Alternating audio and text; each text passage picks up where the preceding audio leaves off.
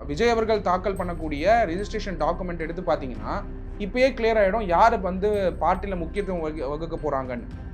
இப்போ அவருடைய பார்ட்டியில் வந்து இப்போ ஆர்கனைசராக இருக்கக்கூடியவரா யார் யாரெல்லாம் வந்து முக்கியமான பொறுப்புகளில் இந்த பார்ட்டியில் வரப்போகிறாங்கன்னு தெரிஞ்சுக்கணுன்னா,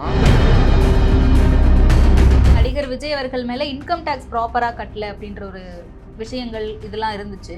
ஸோ இதை வச்சு பொலிட்டிக்கல் பார்ட்டி ரெஜிஸ்டர் பண்ணும்போது அவருக்கு ஏதாவது சிக்கல்கள் இருக்குமா லீகலாக? அவருடைய என்டையர் இன்ஃபர்மேஷனை இசிஐ கிட்ட கொடுத்தாங்க. இதில் வந்து டியூ கேர் எடுக்கணும் விஜய் அவர்கள். காரணம் என்ன, ஏதாவது இன்ஃபர்மேஷன் இங்கே மிஸ்மேட்ச் ஆச்சுன்னா இந்த இன்ஃபர்மேஷன் ஆகப்பட்டது பப்ளிக் இன்ஃபர்மேஷன் தானே. அதனால வந்து மற்ற டிபார்ட்மெண்டல் ப்ரொசீடிங்ஸ்க்கு வந்து அவர் பிரச்சனை ஆகிடக்கூடாது. விஜயுடைய ஃபேன் கிளப்பே அப்படியே பொலிட்டிக்கல் பார்ட்டியாக ரெஜிஸ்டர் பண்ணாமல் எலெக்ஷன் கமிஷன் கிட்ட மேண்டேட்ரினா கிடையாது. ஆனால் ரெஜிஸ்டர் பண்ணனா ஒரு தொகுதிக்கும் டிஃப்ரெண்ட் சிம்பிள்ஸ் கிடைக்கும். எம்ஜிஆர் அவர்கள் பார்த்தீங்கன்னா பார்ட்டி தொடங்கும் பொழுது ஒரு சாதாரண மனிதர் கூட பார்ட்டியில் வந்து மெம்பர் ஆகிறவங்க வந்து ஃப்யூச்சரில் ஒரு பார்ட்டியோட தலைவர் ஆகிறதுக்கான வழிமுறைகளை வகுத்துட்டு போயிருக்காரு. அதே மாதிரியான ரூல்ஸ் அண்ட் ரெகுலேஷன்ஸை விஜய் அவர்கள் கொண்டு வருவாரா, இல்லை பார்ட்டியே திராவிட முன்னேற்ற கழகம் மாதிரி அவங்க ஃபேமிலி நாளைக்கு ஃபியூச்சரில் மெயின்டைன் பண்ணிக்கிறதுக்காக அந்த ஸ்ட்ரக்சர் வச்சிருப்பாரா அப்படிங்கிறதுக்கான விடையெல்லாம் ரெஜிஸ்ட்ரேஷன் டாக்குமெண்ட்லேயே இருக்கும். விஜய் அவருடைய ஃபேன் கிளப் இருக்கு, அதையே காட்ட முடியுமா அப்படின்னா அதை நேம் சேஞ்ச் பண்ணி காட்டுவாங்க. இல்லாட்டி செப்பரேட்டாக ஒரு 100 பேரை வச்சு ஒரு கான்ஃபிடென்ஷியலாக அந்த பேரோட அந்த 30 நாள் இயங்கி அந்த பேரோட தான் அந்த அப்ளிகேஷன் போடுவாங்க ரெஜிஸ்ட்ரேஷன் ப்ராசஸில். ஜென்ரலாக பொலிட்டிக்கல் பார்ட்டி ஸ்டார்ட் பண்ணுறவங்க யார் வந்து ஆர்கனைசிங் செக்ரட்டரியோ அவங்க பேரில் தான் ஆரம்பிப்பாங்க. அதுக்கப்புறம் அவங்க உள்ளே வருவாங்க ஜென்ரலாக. பட் விஜய் அவர்கள் என்னோட அண்டர்ஸ்டாண்டிங் பொறுத்த வரைக்கும் டேரெக்டாகவே அவர் ரெஜிஸ்டர் பண்ணுறது நல்லா.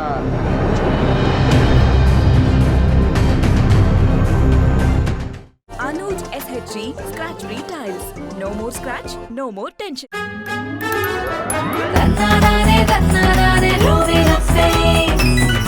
நடிகர் விஜய் அரசியலுக்கு வருவாரா வரமாட்டாரா அப்படின்ற ஒரு குழப்பம் இருந்துகிட்டே இருந்துச்சு. இப்போ அஃபிஷியலாக நியூஸ் வரலை, அவங்க சொல்லலை அப்படின்னாலுமே தகவல்கள் வந்துட்டு இருக்கு. இன்னும் கூடிய விரைவில் பிப்ரவரிக்குள்ளே அரசியல் கட்சியை பதிவிட்டு அவங்க வந்து அஃபிஷியலாக நியூஸ் சொல்ல போகிறாங்க அப்படின்ட்டு. ஒரு கட்சியை ப்ராப்பராக தேர்தல் ஆணையத்தில் பதிவு செய்யணும், ரெஜிஸ்டர் பண்ணணும் அப்படின்னா அதில் இருக்கக்கூடிய லீகல் ப்ரொசீஜர்ஸ் என்ன sir? Representations of the people act என்ன சொல்லுது நமக்கு? டெஃபினட்டாமா இந்த கைட்லைன் ஆகப்பட்டது எலெக்ஷன் கமிஷன் ஆஃப் இந்தியா ஓட கைட்லைன்ஸ் படி தான் இப்போ ஆக்டர் விஜய் அவர்கள் அவரோட பார்ட்டியை வந்து ரெஜிஸ்டர் பண்ணணும். இன்ஃபேக்ட் நீங்கள் சொல்லியிருந்தீங்க இந்த மாதிரி ரூமர் ஸ்ப்ரெட் ஆகிட்டு இருக்கு அப்படின்ட்டு. If you see the sentiment அந்த அவங்களுடைய ஃபேன் பேஸில் பார்த்தீங்கன்னா அதற்கான முயற்சி எடுக்கிறத பல பேர் அவங்க ஃபேன் பேஸ்லேருந்து அஃபிஷியலாக கன்ஃபார்ம் பண்ணுறாங்க. இப்போது எதுக்காக இது கான்ஃபிடென்ஷியலாக வச்சுருக்காங்க, ஒரு பொலிட்டிக்கல் பார்ட்டி ரெஜிஸ்டர் பண்ணும்போது எதுக்காக கான்ஃபிடென்ஷியல் வச்சுருக்காங்கன்னா, அந்த பொலிட்டிக்கல் பார்ட்டியுடைய அப்ளிகேஷன்ஸ் போடும்போது அதே நேமில் வந்து இன்னொருத்தர் போட்டுறக்கூடாது, அதே டைமில் அது ஆஃப் இன்ட்ரெஸ்ட் வரக்கூடாதுன்றதுக்காக ஜென்ரலாக பொலிட்டிக்கல் பார்ட்டி ரெஜிஸ்டர் பண்ணுறவங்க கான்ஃபிடென்ஷியலாக தான் வச்சுருப்பாங்க. ரூமரில் வேற ஒரு பேர் சொல்லிட்டு, ஆனால் ரெஜிஸ்டர் பண்ணும்போது பார்த்தீங்கன்னா வேற ஒரு பேரில் ரெஜிஸ்டர் பண்ணுவாங்க. கன்சிடரிங் இட் உங்களுடைய அரசியலமைப்பு சட்டத்தின் கீழே உட்பட்டு தான் எலெக்ஷன் கமிஷன் ஆஃப் இந்தியா செயல்படணும். அதனால நீங்கள் representation of the people act 1950 அதாவது செக்ஷன் 29A படி தான் அதை ரெஜிஸ்டர் பண்ணணும். ஆனால் ரெப்ரசன்டேஷன் ஆஃப் த பீப்புள் ஆக்டுக்கு கொடுக்கக்கூடிய பவர் ஆகப்பட்டது அரசியலமைப்பு சட்டத்தில் கான்ஸ்டியூஷன் ஆஃப் இந்தியாவில் இருக்கக்கூடிய article 324 of the constitution of India படி தான் அந்த பவர்ஸ் வருது. அந்த கைட்லைன்ஸும் பார்த்தீங்கன்னா அது உட்பட்டு தான் இருக்கணும். ஸோ அதில் ஆர்டிகல் 324 நீங்கள் பார்த்தீங்கன்னா superintendence direction control of election to be vested in election commission. இப்போது இந்தியாவில் வந்து ஆயிரக்கணக்கான பொலிட்டிக்கல் பார்ட்டி ரெஜிஸ்டர் பண்ணுறாங்க. அது ரீஜனல் பார்ட்டியாக இருக்கும், சம்டைம்ஸ் பார்த்தீங்கன்னா நேஷனல் பார்ட்டியாக இருக்கும். ஒரு பார்ட்டி வந்து ரீஜனல் பார்ட்டியா நேஷனல் பார்ட்டியாங்கிறதுக்கும் கைட்லைன்ஸ் இருக்குது. ஸோ அப்போது 2 கைட்லைன்ஸ் ப்ரிவைல் ஆகிட்டு இருக்கு. ஒன்று வந்து ரெஜிஸ்ட்ரேஷனுக்கு என்ன ப்ரொசீஜர்ஸு, ரெண்டாவது ரீஜனல் பார்ட்டியாக ரெஜிஸ்டர் பண்ணுறதுக்கு ஒரு கைட்லைன்ஸு, நேஷ்னல் பார்ட்டியாக ரெஜிஸ்டர் பண்ணுறதுக்கு கைட்லைன்ஸ். இன்ஃபேக்ட் ரெஜிஸ்ட்ரேஷன் நடக்கும், ரீஜனல் பார்ட்டியாக அங்கீகரிக்கிறதுக்கு ரெகக்னைஸ் பண்ணுறதுக்கு சில கைட்லைன்ஸ் இருக்குது, நேஷனல் பார்ட்டியாக ரெகக்னைஸ் பண்ணுறதுக்கு சில கைட்லைன்ஸ் இருக்குது. இப்போ இந்த பொலிட்டிக்கல் பார்ட்டியை ரெஜிஸ்டர் பண்ணணும்னா என்னவா ரெஜிஸ்டர் பண்ணணும் அப்படின்னு பார்த்தீங்கன்னா இதில் கிளியராக சொல்லப்பட்டிருக்கு. அதாவது section 29A of the representation of the people act 1950 part 4A registration of political party. இப்போ விஜய் அவருடைய நற்பணி மன்றம் இல்லை அவருடைய அந்த ஃபேன் கிளப் இருக்கே, இது வந்து இப்போ அசோசியேஷனாக இருந்துகிட்டு இருக்கு. இந்த அசோசியேஷனையே பொலிட்டிக்கல் பார்ட்டியாக ரெஜிஸ்டர் பண்ண முடியுமா? இந்த பாடி, தட் இஸ் அந்த ரசிகர் மன்றம் அப்படிங்கிற அந்த மன்றத்தையே பொலிட்டிக்கல் பார்ட்டியாக நேம் சேஞ்ச் பண்ணி ரெஜிஸ்டர் பண்ண முடியுமா? ஏன்னா ரெஜிஸ்ட்ரேஷனுக்கு மினிமம் நம்பர் ஆஃப் மெம்பர்ஸ் வேணும், அதெல்லாம் இருக்குது. அந்த படிவங்கள் ஃபில் பண்ணும்பொழுது யார் ட்ரெஷரரு, யார் செக்ரட்டரி அப்படிங்கிறதெல்லாம் வந்து மென்ஷன் பண்ண வேண்டிய கட்டாயத்தில் இருக்காங்க. அது ரொம்ப இம்பார்ட்டன்ட். இப்போது விஜய் அவர்கள் தாக்கல் பண்ணக்கூடிய ரெஜிஸ்ட்ரேஷன் டாக்குமெண்ட் எடுத்து பார்த்தீங்கன்னா இப்போயே கிளியர் ஆகிடும் யார் வந்து பார்ட்டியில் முக்கியத்துவம் வகுக்க போகிறாங்கன்னு. இப்போ அவருடைய பார்ட்டியில் வந்து இப்போது ஆர்கனைசராக இருக்கக்கூடியவரா, யாரெல்லாம் வந்து முக்கியமான பொறுப்புகளில் இந்த பார்ட்டியில் வரப்போகிறாங்கன்னு தெரிஞ்சுக்கணுன்னா விஜய் அவர்கள் வந்து ஃபைல் பண்ணக்கூடிய அந்த ரெஜிஸ்ட்ரேஷன் டாக்குமெண்ட்டை எடுத்து பார்த்தாலே அந்த பார்ட்டியோட ட்ரெஷரர் யார், அந்த பார்ட்டியோட செக்ரட்டரி யார் அப்படிங்கிற விஷயம் வந்து நம்மளால புரிஞ்சுக்க முடியும். அதாவது கட்சி ரெஜிஸ்டர் பண்ணும்போதே அந்த கட்சியினுடைய தலைவர், பொதுச் செயலாளர், பொருளாளர் இவங்கெல்லாம் யாரு அப்படிங்கிற டீட்டெயில்ஸை அவங்க நேம்ஸோட கொடுத்துருக்கு. இன்ஃபேக்ட் 100 மெம்பர்ஸ் வந்து அவங்களுடைய இன்ஃபர்மேஷன் வந்து தாக்கல் பண்ணணும். அந்த கைட்லைன்ஸ் பற்றி உங்களுக்கு சொல்கிறேன். அப்போ அந்த 100 மெம்பர்ஸ் யார் யார் இருக்க போகிறாங்க, அப்போ அந்த 100 மெம்பர்ஸ் வந்து யார் யார் பேர்லாம் குறிப்பிட போகிறாங்களோ அவங்கெல்லாம் வந்து 234 தொகுதிக்கும் அவங்க தான் நாமினேஷன்ஸ் இருக்குமா ஃபியூச்சரில் அப்படிங்கிற நிறைய விமர்சனங்கள் ஃபியூச்சரில் ரைஸ் ஆக வாய்ப்புகள் இருக்குது. இந்த டாக்குமெண்ட் ஆகப்பட்டது பப்ளிக் கிடையாது. நாளைக்கு ஃபியூச்சரில் நீங்கள் ஆர்டிஐ ரைட் இன்ஃபர்மேஷன் ஆக்டில் வேணால் இதை கேட்டுக்கலாம். இப்போதைக்கு இந்த டாக்குமெண்ட் ஆகப்பட்டது கவர்மெண்ட் டிபார்ட்மெண்ட்குள்ளே போடுறதுனால இந்த இன்ஃபர்மேஷன் ஆகப்பட்டது விஜய் அவர்கள் தாக்கல் பண்ணக்கூடிய இன்ஃபர்மேஷன் வெளியில் வராது. ஒன்று அவங்க பொலிட்டிக்கல் பார்ட்டியோட இன்ஃபர்மேஷன் அவங்களா ரிலீஸ் பண்ணால் உண்டு. நாளைக்கு ரெஜிஸ்டர் பண்ணதுக்கப்புறம் ரைட் இன்ஃபர்மேஷன் ஆக்டில் வந்து இதை கேள்வி கேட்டு இந்த பார்ட்டி வந்து ஒரு ஸ்ட்ரக்சர் என்ன அப்படிங்கிறத கேள்வி கேட்டால் அந்த இன்ஃபர்மேஷன் கிடைக்கிறதுக்கான வாய்ப்புகள் இருக்குது. அதனால் இந்த section 29A of the representation of the people act part 4A registration of political பார்ட்டின்னு ஒரு பார்ட்டே இருக்குது. அந்த பார்ட்டில் என்ன சொல்கிறாங்கன்னா association and body can be registered as a political பார்ட்டிங்கிறாங்க. அதனால் இந்த ஃபேன் கிளப்பையே ஒரு பொலிட்டிக்கல் பார்ட்டியை மாற்றுறதுக்கான வாய்ப்புகள் இருக்குது. அப்போது இந்த நேம் சேஞ்ச் இருக்குமா? அப்போ இல்லை சரி பொலிட்டிக்கல் பார்ட்டி ரெஜிஸ்டர் பண்ணாமல் பொலிட்டிக்கல் பார்ட்டியை ரன் பண்ணலாமா அப்படின்னா, இப்போ ஃபார் எக்ஸாம்பிள் விஜயுடைய ஃபேன் கிளப்பே அப்படியே பொலிட்டிக்கல் பார்ட்டியாக ரெஜிஸ்டர் பண்ணாமல் எலெக்ஷன் கமிஷன் கிட்ட மேண்டேட்ரினா கிடையாது. ஆனால் ரெஜிஸ்டர் பண்ணனா ஒரு தொகுதிக்கும் டிஃப்ரெண்ட் சிம்பிள்ஸ் கிடைக்கும். அப்போ என்ன ஆகும்னா அவருடைய பார்ட்டியோட ரெகக்னிஷன் ஆகப்பட்டது ஒரு சிம்பிள்லையோ ஒரு அமைப்பு கீழே வராது. அதுக்காக தான் எல்லா பொலிட்டிக்கல் லீடர்ஸுமே பொலிட்டிக்கல் ஆஸ்பிரேஷன் இருக்கவங்க பொலிட்டிக்கல் பார்ட்டியை ரெஜிஸ்டர் பண்ணாங்க. இப்போ நீங்கள் ஆந்திர பிரதேஷில் எடுங்க, சிரஞ்சீவி அவர்கள் ஒரு மெகா ஸ்டார், அவரும் பொலிட்டிக்கல் பார்ட்டி ட்ரை பண்ணிவிட்டு அந்த பொலிட்டிக்கல் பார்ட்டி விட்டுட்டார். ஸோ ஆனால் அந்த பொலிட்டிக்கல் பார்ட்டியை அவர் ரெஜிஸ்டர் பண்ணி வச்சுருந்தார். பிரஜராஜ்யம் அப்படிங்கிற அந்த பார்ட்டி வந்து ரெஜிஸ்டர் பண்ணியிருந்தார். இப்போ விஜய் அவர்களும் எந்த பேரை சூஸ் பண்ணி ரெஜிஸ்டர் பண்ணுறாருங்கிறது ரொம்ப முக்கியம். ரெண்டாவது அந்த சிம்பிள் ஆகப்பட்டது ரொம்ப முக்கியம். ஏன்னா ஓட்டிங்க்குன்னு போகும்போது சிம்பிள் கன்ஃபியூஷன் தான். நீங்கள் எப்படி ப்ராபகண்டா நடத்துவீங்க? இல்லை, சிம்பிள் அப்படிங்கிறது கட்சிக்குன்னு ஒரு லோகோ வச்சுருப்பாங்க. அந்த லோகோவா இல்லை அது இல்லாமல் ஓட் பண்ணுறதுக்குன்னு நமக்கு ஒரு சின்னம் கொடுப்பாங்க, அதை சொல்கிறீங்களா? அந்த ஓட் பண்ணுறதுக்குன்னு ஒரு சின்னம் கொடுக்குறாங்க இல்லையா? பொலிட்டிக்கல் பார்ட்டி கம்பல்சரியாக ரெஜிஸ்டர் பண்ணணும்னு எங்கேயுமே கிடையாது. எலெக்ஷன் கமிஷன் கிட்ட ரெஜிஸ்டர் பண்ணால் உங்களுக்கு என்ன பெனிஃபிட் வரும்னு நான் சொல்கிறேன். இப்போ விஜய் அவர்கள் வந்து ரெஜிஸ்டர் பண்ணுறதுக்கு காரணம் என்ன? இப்போது விஜய் அவர்கள் வந்து அவருடைய கட்சியை முன்னிறுத்தணும்னா கட்சி பேர் வேணும், சிம்பிள் வேணும். அப்போது அந்த சிம்பிள் வேணும், கட்சி பேர் வேணும், யூனிஃபார்மாக இருக்கணும். 234 தொகுதியில் 2026 வந்து யூனிஃபார்மாக இருக்கணும். இப்போ வந்து லோக்சபா எலெக்ஷன்லையும் அவர் நிற்கிறாருன்னு வச்சுக்கலாம். அவங்களுடைய நற்பணி மண்டலத்தில் இருக்கவங்களும் சில பேரை நாமினேட் பண்ணி எம்பி எலெக்ஷன் நிற்க வைக்கிறாருன்னு வச்சுப்போம். இல்லை கூட்டணி வந்து யாரோடைய கூட்டணி வந்து அவர் நிற்க வைக்கிறாருன்னு கூட வச்சுப்போம். அப்போ நிற்க வச்சா அவருக்குன்னு ஒரு யூனிஃபார்மிட்டி இருக்கணும் இல்லையா? அதை தொடங்குறதுக்காக தான் அதை நோக்கி தான் விஜய் பயணிக்கிறார். அதுக்காக தான் இந்த ரெஜிஸ்ட்ரேஷன் தொடங்குறார். அந்த ரெஜிஸ்ட்ரேஷனில் என்னென்ன குறிப்பிடணும் அதான் பாயிண்ட்டு. அந்த ரெஜிஸ்ட்ரேஷனில் எலெக்ஷன் கமிஷனுக்கு அனெக்ஷர் 1 அப்படின்னு ஒன்று இருக்குது. அனெக்ஷர் 1, அந்த அனெக்ஷன் 1ல் இந்த டீட்டெயில்ஸ்லாம் கொடுக்கணும்.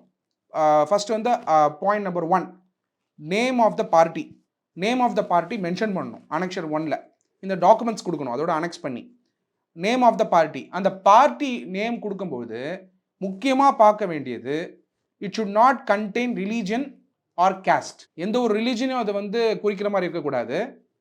R caste. It should not contain religion or caste. அது இருக்கக்கூடாது. ரெண்டாவது objective of the party. Objective of the party வந்து ஆர்டிகல் 2 கொடுக்கணும். எதுலனா பார்ட்டியோட ரெஜிஸ்ட்ரேஷனுக்கு.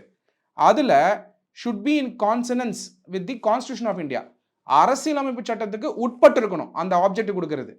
அதில் வந்து எங்கேயாவது மிஸ் ஆச்சுன்னா அதுவும் ரிஜெக்ட் பண்ணிடுவாங்க அப்ளிகேஷனை. மூணாவது வந்து மெம்பர்ஷிப் ஆஃப் த பார்ட்டி. இந்த மெம்பர்ஷிப் ஆஃப் த பார்ட்டி ஆகப்பட்டது எல்லா இந்தியன் சிட்டிசனுக்கும் அது ஓப்பனாக இருக்கணும். அந்த பார்ட்டியில் மெம்பர் ஆகிறதுக்கு இவங்க ஆக முடியாதுன்னு சொல்ல முடியாது. It should be open to all citizen of India. அப்புறம் நாலாவது வந்து organs of the party. Organisation structure. அந்த பார்ட்டியோட ஸ்ட்ரக்சர் எப்படி இருக்க போகுது, அந்த பிரசிடென்ட் யார், அந்த பார்ட்டியோட பிரசிடென்ட் யார், அந்த பார்ட்டியோடைய ஆர்கனைஸ் செக்ரட்டரி யார், அந்த பார்ட்டியோட ஸ்ட்ரக்சர் எப்படி இயங்க போகுது, டிஸ்ட்ரிக்ட் லெவலில் எப்படி, அதாவது கான்ஸ்டியூன்சி லெவலில் எப்படி இயங்க போகுது, பூத் லெவலில் என்ன ஸ்ட்ரக்சர் வச்சுருக்க போகிறாங்க, அது எல்லாத்தையுமே ரெஜிஸ்டர் பண்ணும்போதே கொடுக்கணும் அப்படிங்கிறது தான் section 29A of the representation of the people act 1950 படி சொல்லியிருக்கு. அதுக்கப்புறம் மெத்தட் ஆஃப் அப்பாயின்மெண்ட் என்ன. இப்போ இஷ்டத்துக்கு சூஸ் பண்ணி இவர் தான் இருக்கணும் அப்படின்னு அப்பாயிண்ட் பண்ணுறதுக்கான மாடல்லாம் கிடையாது. அந்த மெத்தட் ஆஃப் அப்பாயின்மெண்ட்டையும் கிளியராக மென்ஷன் பண்ணணும். அதுக்கப்புறம் ஆர்டிகல் 5ல் office bearers of the party. யார் வந்து இந்த பார்த்துக்க போகிறாங்க இந்த பார்ட்டி ஆஃபீஸை, அவங்களுடைய பவர் என்ன, ஈச் ஆஃபீஸ் பேரரோட பவர் என்ன, அது அனக்ஷராக கொடுக்கணும். அதுக்கப்புறம் மெத்தட் ஆஃப் அப்பாயின்மெண்ட்டு. எப்படி எலெக்ஷன்ஸ் நடக்கும், அவங்களுடைய பார்ட்டிக்குள்ளேயே எப்படி அப்பாயின்மெண்ட் நடக்கும். இப்போ அந்த காலத்தில் எம்ஜிஆர் அவர்கள் பார்த்தீங்கன்னா பார்ட்டி தொடங்கும் பொழுது ஒரு சாதாரண மனிதர் கூட பார்ட்டியில் வந்து மெம்பர் ஆகிறவங்க வந்து ஃப்யூச்சரில் ஒரு பார்ட்டியோட தலைவர் ஆகிறதுக்கான வழிமுறைகளை வகுத்துட்டு போயிருக்காரு. அதனால் பார்த்தீங்கன்னா நீங்கள் அந்த ஏடிஎம்கே பொறுத்த வரைக்கும், ஏன்னா அவர் வந்து டிஎம்கேல பாதிக்கப்பட்டார், ஏன்னா அதனால தான் அவர் போய் ஏடிஎம்கே ஆரம்பிக்கிறாரு. ஸோ அப்படி இருக்கும் பொழுது அதே மாதிரியான ரூல்ஸ் அண்ட் ரெகுலேஷன்ஸை விஜய் அவர்கள் கொண்டு வருவாரா, இல்லை பார்ட்டியே திராவிட முன்னேற்ற கழகம் மாதிரி அவங்க ஃபேமிலி நாளைக்கு ஃபியூச்சரில் மெயின்டைன் பண்ணிக்கிறதுக்காக அந்த ஸ்ட்ரக்சர் வச்சிருப்பாரா அப்படிங்கிறதுக்கான விடையெல்லாம் ரெஜிஸ்ட்ரேஷன் டாக்குமெண்ட்லேயே இருக்கும்.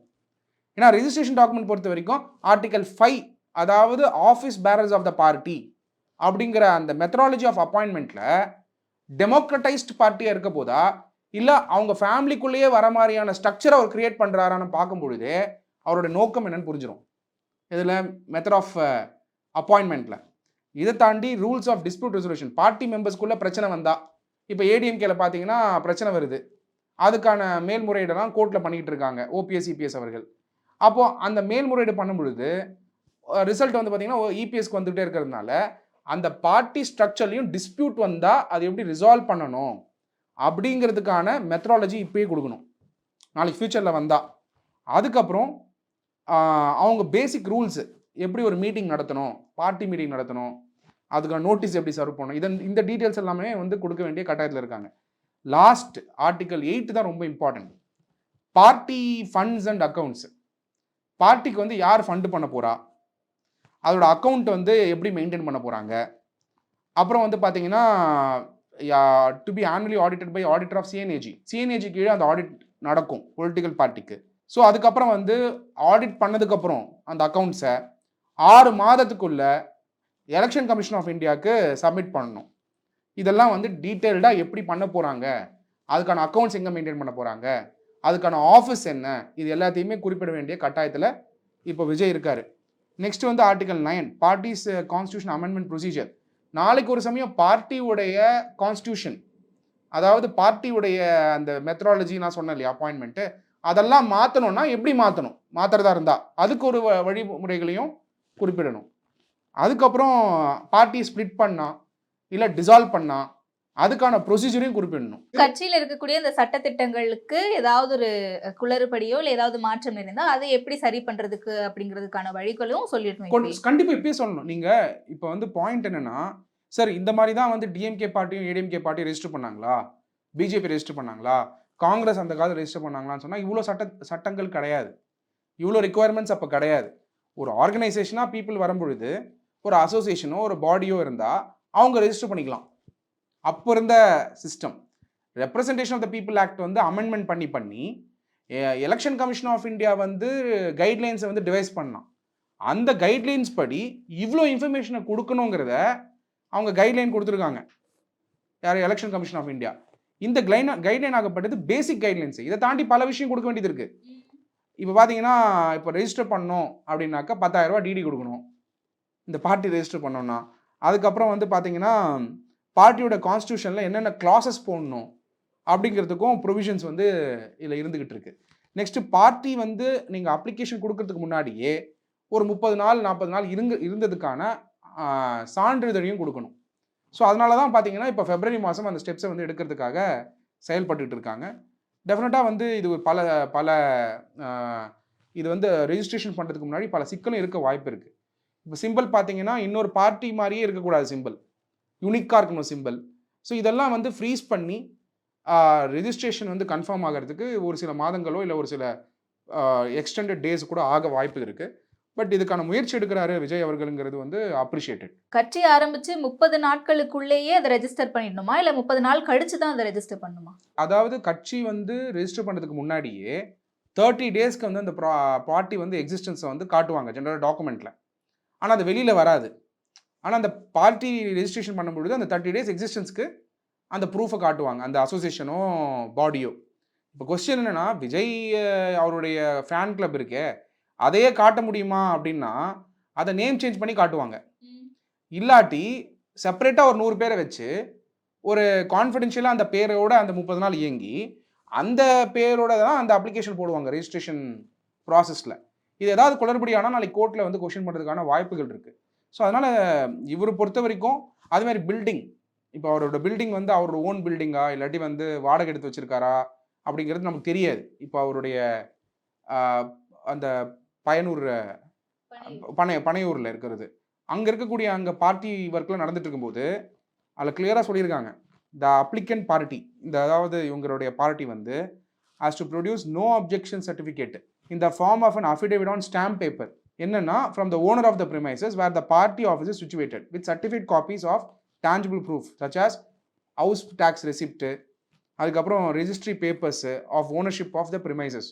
இது எல்லாத்தையுமே ஒருவேளை இப்போ அந்த ஆஃபீஸோட ஸ்பேஸ் நடிகர் விஜய் தான் இருந்தால் அவருடைய அந்த இன்கம் ஹவுஸ் டேக்ஸ் ப்ராப்பர்ட்டி டேக்ஸோடைய ரிப்போர்ட்ஸ் எல்லாம் அவர் சப்மிட் பண்ணணும், அப்சல்யூட்டாக பண்ணணும். ஸோ ஆல்மோஸ்ட் பார்த்தீங்கன்னா பொலிட்டிக்கல் பார்ட்டி ஸ்டார்ட் பண்ணி அந்த பொலிட்டிக்கல் பார்ட்டி ஸ்டார்ட் பண்ணுறவருடைய எல்லா இன்ஃபர்மேஷனும் கொடுத்தாகணும். அதனால தான் ஜென்ரலாக பொலிட்டிக்கல் பார்ட்டி ஸ்டார்ட் பண்ணுறவங்க யார் வந்து ஆர்கனைசிங் செக்ரட்டரியோ அவங்க பேரில் தான் ஆரம்பிப்பாங்க, அதுக்கப்புறம் அவங்க உள்ளே வருவாங்க ஜென்ரலாக. பட் விஜய் அவர்கள் என்னோட அண்டர்ஸ்டாண்டிங் பொறுத்த வரைக்கும் டைரெக்டாகவே அவர் ரெஜிஸ்டர் பண்ணுறது என்னால் புரிஞ்சிக்க முடியுது. அப்படின்னும் பொழுது இதுக்கு ஒரு ப்ரொஃபார்மாவும் இருக்குது. அந்த ப்ரொஃபார்மா பார்த்தீங்கன்னா யாருக்கு அட்ரஸ் பண்ணணும்னா அந்த secretary election commission of India new டெல்லியில் இருக்கக்கூடிய நிர்வாச்சன் சதன் அப்படின்னு சொல்லிட்டு அசோகா ரோடில் இருக்குது, அங்கே வந்து கொடுக்கணும். அதுக்கப்புறம் அந்த 100 பேர் உடைய டீட்டெயில்ஸு, அந்த 100 மெம்பர்ஸோட டீட்டெயில்ஸ் சொன்னேன் இல்லையா, இன்கம் டேக்ஸ் ரெக்கார்ட்ஸு, அதுக்கப்புறம் அவங்களுடைய சொத்து விவரங்கள், இது எல்லாத்தையுமே வந்து அதில் அட்டாச் பண்ண வேண்டிய கட்டாயத்தில் இருக்காங்க வித் அன் அஃபிடேவிட்.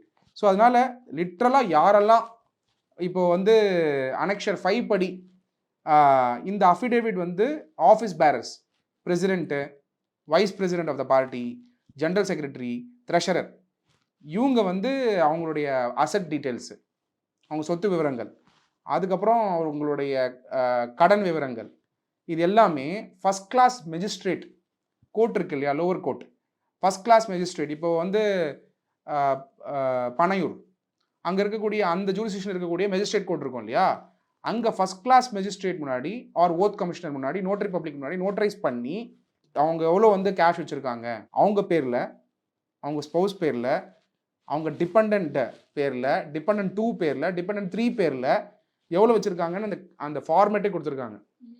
இது எல்லாமே இந்த key members of the party வந்து கொடுத்தாகணும். இது கொடுக்கும் பொழுது ரொம்ப கேர்ஃபுல்லாக கொடுக்கணும். காரணம் என்னன்னு சொல்லுங்கள், நாளைக்கு இவங்களே வந்து எலெக்ஷன் கண்டெஸ்ட் பண்ணுறாங்கன்னு வச்சுக்கோங்க, அப்போ எலெக்ஷன் அப்போ அஃபிடேவிட் கொடுப்பாங்களா? அப்போ எலெக்ஷன் அப்போ கொடுக்கக்கூடிய அஃபிடேவிடும் இப்போ பார்ட்டி ஃபார்ம் பண்ணும்போது கொடுக்கக்கூடிய அஃபிடேவிடும் லிட்ரலாக மேட்ச் ஆகணும். அப்புறம் இங்கே போடுற எல்லா டீட்டெயில்ஸுமே ஆடிட்டட் நம்பர்ஸாக இருக்கணும். இன்கம் டேக்ஸ் ரெக்கார்ட் மேட்ச் ஆகணும். ஒரு சமயம் அவங்க பிஸ்னஸ் பண்ணாங்கன்னா ஜிஎஸ்டி ரெக்கார்ட்ஸ் மேட்ச் ஆகணும். அவங்க சொத்து விவரங்கள் நிறைய இருக்குது, இல்லை யார் பேர்லையா சொத்து வாங்கியிருக்காங்கன்னா அதையும் சொல்லணும். அப்போ இவ்வளோ இஷ்யூஸ் வந்து இதில் வந்து ரிப்போர்ட் பண்ண வேண்டியது இருக்குது அனெக்ஷர் 5ல். Cash, deposits in bank, financial institutions and non banking finance company, அப்புறம் bonds, debentures, other financial instruments, post office savings, LIC policy, அதுக்கப்புறம் மோட்டர் வெஹிக்கிள்ஸ் எத்தனை வண்டி வச்சுருக்காங்க, jewellery, other assets such as values of claims and interest. So இந்த 4 பேர் யார் இருக்க போகிறா பார்ட்டியில்? President, vice president, general secretary and treasurer. அவங்க எல்லா இன்ஃபர்மேஷனும் கரெக்டாக கொடுத்தா தான் அது வந்து பார்ட்டி ரெஜிஸ்ட்ரேஷனுக்கு வந்து இதாகும். அது மட்டும் இல்லாமல் நாளைக்கு ஃப்யூச்சரில் இவங்க எலெக்ஷன் கண்டெஸ்ட் பண்ணால் அவங்க அஃபிடேவிட் ஆகப்பட்டது அவங்க கொடுத்த இன்ஃபர்மேஷனோட மேட்ச் ஆகணும். ஏதாவது மாற்றம் இருந்தால் அது டிஸ்குவாலிஃபிகேஷனுக்கு அட்ராக்ட் ஆகும். அதனால் இந்த பார்ட்டி ரெஜிஸ்ட்ரேஷன் ஆஸ்பெக்ட் ஆகப்பட்டது ஒரு பெரிய ப்ராசஸ். இது ஏதாவது டிஸ்கிரிபன்சி இருந்தால் ரிஜெக்ட் பண்ணிடுவாங்க. அப்படி ரிஜெக்ட் ஆச்சுன்னா அடுத்த ஆல்டர்னேட் அப்ளிகேஷன் வச்சுருக்கணும். ஸோ இதெல்லாம் வந்து எப்படி அவர் விஜய் செயல்படுத்துகிறாரு அப்படிங்கிறது வந்து வெயிட் பண்ணி தான். இன்ஃபேக்ட் இதுக்கு டெல்லிக்கு பயணிக்க வேண்டிய அவசியமே கிடையாது. எதுக்காக டெல்லிக்கு பயணிக்கணும்? இந்த ஃபார்மில் இருக்கிறது எல்லாமே மக்கள் இயக்கம் சார்பாக அதை கட்சி தொடங்குறது குறித்து விஜய் டெல்லிக்கு எதுக்கு பயணிக்கணும்? அதுதான் எனக்கு புரியவே இல்லை. நீங்கள் எல்லாரும் ரிப்போர்ட் பண்ணுறீங்க. இது வந்து இப்போ எல்லாமே இணையதளம். அவங்க என்ன சொல்கிறாங்க இந்த அப்ளிகேஷனில்? நீங்கள் வந்து இந்த அப்ளிகேஷன்லாம் ஃபில் பண்ணி இப்போது யூனிவர்சிட்டிக்கு நீங்கள் அப்ளை பண்ணணும். நீங்கள் டெல்லிக்கு போய் தான் அப்ளை பண்ணணும் அவசியமே இல்லையே. எல்லாத்தையும் ஃபில் பண்ணி நீங்கள் ப்ராப்பராக வந்து சீல் பண்ணி கொரியர் அனுப்பிச்சு விட்டாலே ரெஜிஸ்ட்ரேஷன் ப்ராசஸ் ஸ்டார்ட் ஆக போகுது. அங்கே தான் போய் ஃபிசிக்கல் ப்ரெசன்ஸ் இருக்கணும்னு அவசியமே இல்லையே. எத்தனையோ பார்ட்டி வந்து இங்கேருந்தே ரெஜிஸ்டர் பண்ணிட்டு இருக்காங்க. அது வந்து டெல்லி போகிறத வந்து நீங்கள் தொடர்ந்து வந்து டெல்லிக்கு போகிறேன் அப்படின்னு ரிப்போர்ட் ஆகிறது வந்து எனக்கு ஒரு சென்சேஷனாக தெரியல. காரணம் என்னென்னா இது எல்லாமே சிம்பிள் ப்ராசஸ். ஒரு ஃபார் எக்ஸாம்பிள் இந்த annexure 5 section 29A of the representation of people act 1951 படி கொடுக்கக்கூடிய அனெக்ஷரில் பார்த்தீங்கன்னா ஒரு டீட்டெயிலும் ஆடிட்டர் கொடுக்க வேண்டியது. இப்போ பிரசிடென்ட்டோட ஆடிட்டர் இருப்பாரா? பிரசிடென்ட் விஜய் தான் பிரசிடென்ட் வச்சுக்கோங்க பார்ட்டிக்கு. அவர் தான் பிரசிடெண்ட்டாக இருப்பார். வைஸ் பிரசிடென்ட்டு யார் அவர் நாமினேட் பண்ணுறாரோ, ஜெனரல் செக்ரட்டரி, ட்ரெஷரர், இவங்களுக்கான ரூல்ஸ் அண்ட் ரெகுலேஷன்ஸு இது ஒரு அப்ளிகேஷனை கொடுத்தாகணும். இது வந்து பார்ட்டி ஸ்ட்ரக்சரு. இவங்களோட டீட்டெயில்ஸை அனெக்ஷனில் வந்து ஒரு டீட்டெயில்ஸ் கொடுக்கணுமா? இந்த டீட்டெயில்ஸ் யார் கொடுப்பா? ஆடிட்டர் தான் கொடுக்கணும். அந்த டீட்டெயில்ஸ் எல்லாத்தையும் ஃபில் பண்ணி அனுப்பிச்சி விடணும், அவ்வளோதானே. ஸோ இது வந்து simple process. Registration it's a long process, but it's a simple process which can be done from here. அதுக்கு டெல்லிக்கு போய் அங்கே போய் உட்காந்து ரெஜிஸ்டர் பண்ணுன்றதுக்கு வந்து நெசசிட்டி இல்ல. ஒரு குழு அங்க கிளம்பி போறாங்க அப்படின்ற மாதிரியான தகவல் தான் வந்தது. எந்த அளவுக்கு ஆத்தென்டிக்னு தெரியல. நீங்களே யோசிங்களேன். புரியுது. என்ன பண்ண போறாங்க போயிட்டு? ஒண்ணுமே இல்லையே. கட்சி ஃபார்ம் பண்ணதுக்கப்புறம் நீங்கள் போயிட்டு அலையன்ஸ் பேசுறதுக்கு பாரதிய ஜனதா பார்ட்டியோடையோ இல்லை நேஷனல் பார்ட்டி லைக் காங்கிரஸோடையோ இந்தியா அலையன்ஸோடையோ பேசுறதுக்காக டெல்லி போனால் அதில் there is a meaning to it. இப்போ கட்சி ரெஜிஸ்ட்ரேஷனுக்கு எல்லாமே இங்கே தான் ப்ராசஸ் நடந்துகிட்டு இருக்கு. இசிஐ வந்து நீங்கள் ஃபிசிக்கலாக வந்து தான் ப்ரெசென்ட் பண்ணணும்னு அவசியமே இல்லை. அதுக்கு குழு போயிட்டு ப்ரெசென்ட் பண்ண வேண்டியதுக்கு என்ன இருக்குது? எடுத்துகிட்டு போய் சப்மிட் பண்ணணும், அவ்வளோதானே. அதுக்கு வந்து அவ்வளோ பெரிய சென்சேஷன் வந்து எனக்கு தெரியல. யார் கொடுக்குறாங்க? அவங்க ஃபேன் பேஸ் கொடுக்குறாங்களா இல்லாட்டி வந்து லீகல் விஷயம் தெரியாதவங்க கொடுக்குறாங்களா எனக்கு தெரியல. As per representative people act section 29A it's a simple process of form. அந்த ஃபார்மை ஃபில்அப் பண்ணி கொடுக்க வேண்டியது தான். கொடுத்தா அவங்க வந்து they are going to take the matter into consideration. So அதுக்கப்புறம் பாருங்கள், முக்கியமான விஷயம் description, pan number, income tax return for the last assessment year, wealth tax return for last assessment year, sales tax return, இப்போ தான் GST return, property tax for last financial year, இது எல்லாத்தையுமே கொடுத்து இதை வந்து வெரிஃபைங் அஃபிடேவிட் வைக்கணும். வச்சு இந்த சப்மிஷனை வந்து கொடுத்தாகணும். நெக்ஸ்ட் வந்து இதில் இன்னொரு இம்பார்ட்டன்ட் பாயிண்ட் இருக்குது. பார்த்தீங்கன்னா annexure 6 registration of political party and section 29A படி affidavit to be furnished by the office bearers, அதாவது என்ன சொல்லணும்னா I have not been convicted by any court of law for any offence. ஏதாவது அஃபென்ஸில் convict ஆகிருந்தால் அதை mention பண்ணணும். இல்லை, நான் அடுத்தது தான் கேட்கணும்னு நினச்சேன். நடிகர் விஜய் அவர்கள் மேலே இன்கம் டேக்ஸ் ப்ராப்பராக கட்டல அப்படின்ற ஒரு விஷயங்கள் இதெல்லாம் இருந்துச்சு. ஸோ இதை வச்சு பொலிட்டிக்கல் பார்ட்டி ரெஜிஸ்டர் பண்ணும்போது அவருக்கு ஏதாவது சிக்கல்கள் இருக்குமா லீகலாக அப்படின்னு? இப்போ நீங்கள் கேட்குற கேள்விக்கு வந்து அனெக்ஷர் 6 போய் பார்க்கணும். நீங்கள் அனெக்ஷர் 6 எங்கேயுமே வந்து ப்ரொசீடிங்ஸ் பெண்டிங் இருந்தால் அதில் டிஸ்குவாலிஃபிகேஷன் கிடையாது. நெக்ஸ்ட் இன்கம் டேக்ஸ் பேமெண்ட்டுங்கிறது டிமாண்ட். சர்ச் பண்ணியிருக்காங்க, இன்கம் டேக்ஸ் டிமாண்ட் போயிட்டுருக்கு. அது வந்து அசஸ்மெண்ட் ஆர்டர் போட்டிருக்க போகிறாங்க. சிஐடி அப்பீலுக்கு வந்து அது போகும். சிஐடி அப்பீல்லேருந்து ஐடாட் போகும். ஐடாட்லேருந்து high court supreme court. No cases pending against me before any court of law. இந்த no cases pending against me before any court of லாவில் இன்கம் டேக்ஸ் மேட்டரை குறிப்பிடணுமா குறிப்பிடக்கூடாதாங்கிற கேள்வி இருக்குது. இப்போ கோர்ட் ஆஃப் லானா இப்போ income tax appeal tribunal court of லாவானா it's a quasi judicial body. அப்போ அது மென்ஷன் பண்ண வேண்டிய கட்டாயத்தில் விஜய் இருப்பார். இன்கம் டேக்ஸ் மென்ஷன் பண்ணிட வேண்டியதுதான். அது மென்ஷன் பண்ணுறது தான் இதோட நோக்கமே. அது இருந்தால் பொலிட்டிக்கல் பார்ட்டி ரெஜிஸ்டர் பண்ண முடியாதுன்னு கிடையாது. அதை மென்ஷன் பண்ணி இசிஐயோட நோட்டீஸ்க்கு கொண்டு வரணும். ஏன்னா பாதி மினிஸ்டர்ஸு நீங்கள் பார்த்தீங்கன்னா மினிஸ்டர்ஸ் எம்எல்ஏ எம்பிஸ் மேலெல்லாம் பார்த்தீங்கன்னா கேஸஸ் எக்கச்சக்கமாக இருக்குது. அவங்களாம் ஒரு பார்ட்டியில் இருக்காங்க. அதனால் அது இருக்கிறதுனால பொலிட்டிக்கல் பார்ட்டி ஸ்டார்ட் பண்ண முடியாதுன்னு கிடையாது. அதனால் no cases pending against me before any court of law. அதுக்கு இல்லை இந்த மாதிரி இருக்குது அப்படின்னு மென்ஷன் பண்ண வேண்டிய கட்டாயத்தில் இருப்பார். Or the following cases are pending against me in which cognizance has been taken by the court as per so and so, அந்த செக்ஷன் நம்பர், அந்த என்னென்ன இஷ்யூ ஓடிக்கிட்டு இருக்குன்றதை சொல்லிட்டு வெரிஃபைங் அஃபிடேவிட் வைக்கணும்.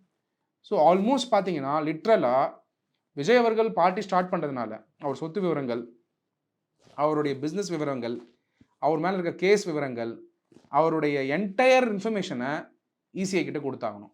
இந்த இன்ஃபர்மேஷன் ஆகப்பட்டது அவருடைய income tax return, wealth tax return, GST return, அவர் கம்பெனியை தொடங்கியிருக்க கம்பெனி டீட்டெயில்ஸ், அவங்க ஒய்ஃப் மேலே இருக்கக்கூடிய அசட் டீட்டெயில்ஸு, அவங்க டிபெண்டன்ஸு யார் யாருன்னு அவர் சொல்கிறாரோ அந்த டீட்டெயில்ஸு எல்லாத்தையுமே எலெக்ஷன் கமிஷன் ஆஃப் இந்தியாவுக்கு கொடுக்க வேண்டும்.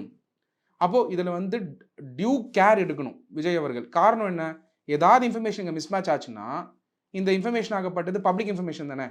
அதனால் மற்ற டிபார்ட்மெண்டல் ப்ரொசீடிங்ஸ்க்கு அவர் பிரச்சனை ஆகிடக்கூடாது. ஃபார் எக்ஸாம்பிள் ஜிஎஸ்டி ரிட்டர்னில் ஒரு நம்பர் குறிப்பிட்டிருக்காரு, ஒரு டர்ன் குறிப்பிட்டிருக்காரு, இங்கே தப்பாக குறிப்பிடுறாரு, இல்லை அசட் டீட்டெயில்ஸ் அங்கே குறிப்பிடாதான் இங்கே குறிப்பிடுறாரு அப்படின்னா ஃபர்தர் ப்ராப்ளம் அவருக்கு வரதுக்கு வாய்ப்பு இருக்குது. அப்போது இதெல்லாம் கரெக்டாக பார்த்து சென்னையிலேருந்தே ப்ராப்பராக அவர் ஆடிட்டர் வச்சு அப்ளிகேஷனை ஃபில் பண்ணி டெல்லிக்கு அனுப்பலாம். டெல்லிக்கு போய் அங்கே ஃபில் பண்ண வேண்டியது எனக்கு என்ன இருக்குன்னு எனக்கு தெரியல. அதான் நான் I just wanted to clarify. ஏன்னா அதுவே ஒரு 2 வீக்ஸாக நான் பார்த்துக்கிட்டு இருக்கேன்.